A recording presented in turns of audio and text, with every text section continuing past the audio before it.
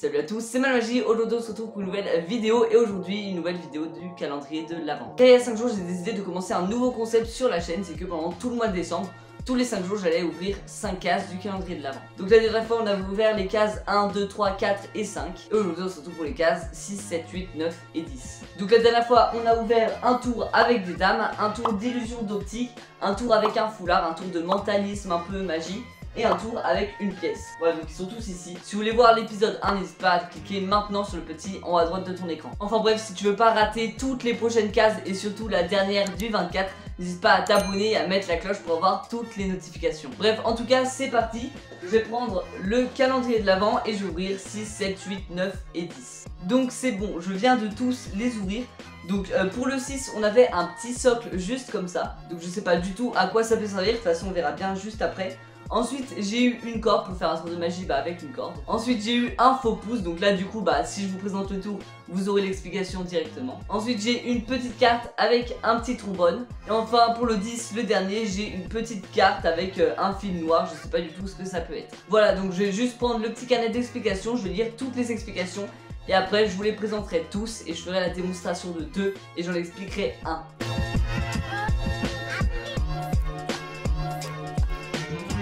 Ok, donc c'est bon, je viens de lire les 5 explications de ces tours. Donc déjà, il y en a un que je vais éliminer, donc que je ne vais pas vous présenter. C'est le tour avec la corde, parce qu'il faut un spectateur. En fait, on menotte les mains du spectateur, et puis ensuite, en tirant ou je sais pas quoi, et il est libéré. Voilà, donc avec un petit tour avec une corde, voilà, il en existe plein. Ensuite, on a le tour avec le plateau, donc je vous avoue qu'en fait, j'ai essayé le tour avec le plateau, et en fait j'ai cassé le plateau justement. Donc comment j'ai fait ça? En fait c'est juste que de base on pose 2 pièces ici identiques et une autre pièce identique qu'on cache dans le petit trou que vous voyez juste ici. Et du coup quand on verse les pièces dans notre main, et il y a aussi la pièce dans le petit tiroir là qui vient dans notre main. Ce qui fait qu'on a plus 2 pièces comme le cross spectateur mais 3 pièces dans notre main. Ensuite on en prend une des 3 qu'on met dans notre poche. On fait une passe magique et le spectateur voit qu'on en a 2. Comme si la pièce était téléportée de notre poche à notre main. Mais du coup en fait j'ai mis ma pièce de 10 centimes dans le petit tiroir là. Et elle était bloquée donc j'ai essayé avec un couteau.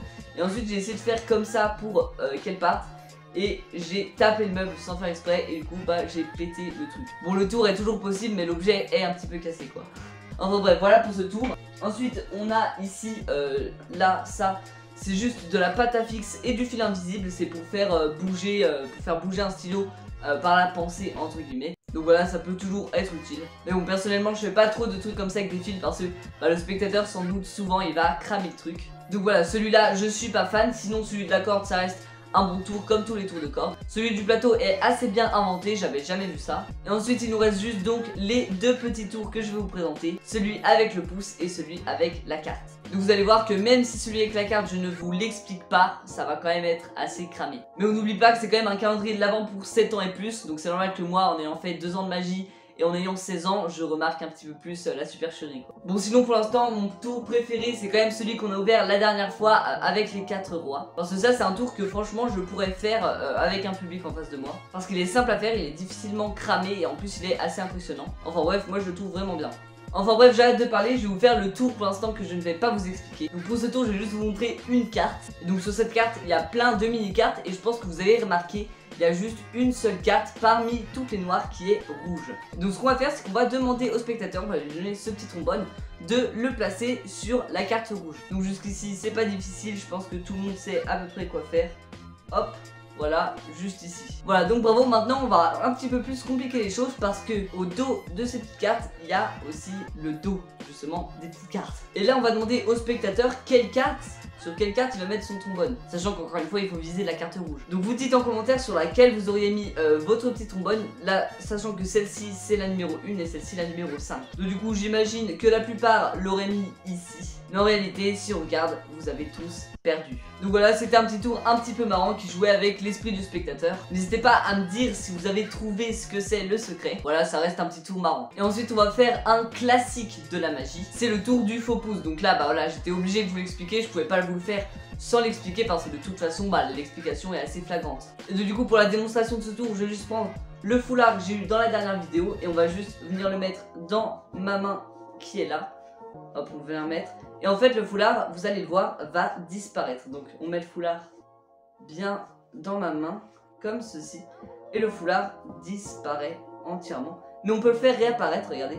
Je fais juste comme ça, hop, et instantanément, le foulard vient se réapparaître à l'intérieur de ma main. Enfin bref, voilà pour ce petit tour. Bon, ça reste le tour du faux pouce. Donc moi je le trouve assez marrant, mais c'est de plus en plus connu et donc de plus en plus dur de faire ce tour en public. Et donc pour les explications de ce tour, bon bah tout le monde aura deviné. Mais bon, pour être dans les détails, il vous faut un faux pouce et un foulard. Donc avec le faux pouce, vous allez venir devant le spectateur comme ceci pour ne pas qu'il voit votre faux pouce justement. Et ensuite, en faisant ça, vous lui montrez le foulard et vous allez venir montrer votre main et la mettre comme ceci. En faisant ça, en fait, vous allez prendre votre pouce, prendre votre faux pouce comme ceci, pour faire un petit récipient. Et là, vous allez venir mettre le foulard juste comme ceci. Et en fait, il faut bien que vous mettiez le foulard avec vos doigts parce qu'à la toute fin, que quand vous avez mis le foulard, vous allez mettre votre pouce. Il faut bien que l'ongle de votre pouce soit avec l'ongle de ce pouce là. Donc ça vous allez le retenir normalement. Donc à la fin vous mettez votre pouce et vous faites des gestes très rapides avec les mains pour montrer que vous n'avez rien dans les mains. Donc normalement si vous le faites assez rapidement ça devrait passer inaperçu. Vous faites ça très rapidement et vous venez récupérer le faux pouce dans cette main là. Donc quand vous faites ça vous allez juste plier votre pouce dans la main et hop sortir votre pouce. Ce qui fait que votre pouce est là-dedans avec le foulard. C'est quand même assez ingénieux, hein, j'ai toujours adoré les faux pouces. Il y a d'ailleurs quelqu'un de Britain's Got Talent qui a fait un tour comme ça avec un faux pouce. Sauf que lui il téléportait de l'eau, du sable, enfin je sais plus ce qu'il téléportait, mais des trucs beaucoup plus subtils. Enfin bref, et quand vous avez fait ça, vous avez qu'à récupérer le foulard. Donc là vous avez vu que j'ai galéré dans la démonstration. Vous récupérez le foulard, et là c'est le truc en soi, bah, c'est le plus dur du tout.